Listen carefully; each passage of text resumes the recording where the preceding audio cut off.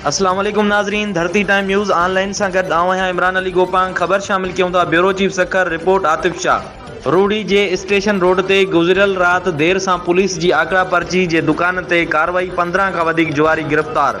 रोड़ी थाने ते lockup case दाखिल। तफसीली खबर मूजिब रोड़ी स्टेशन रोड ते गुजरियल रात पुलिस आकड़ा पर्ची जे दुकान ते छापो हणी 15 का वधिक जुआरिन के पकड़े थाने ते लाकअप करे छडियो।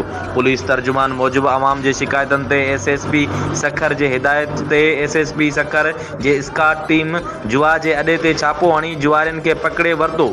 जुआरिन वटां तास जा पता, आकड़ा पर्ची जा बुक, टच मोबाइल ऐं रोक रक़म हथ करे वरता आहिनि। पकड़ियल जुआरियुनि ते जुआ जे एकट तहत केस दाख़िल कयो वियो आहे।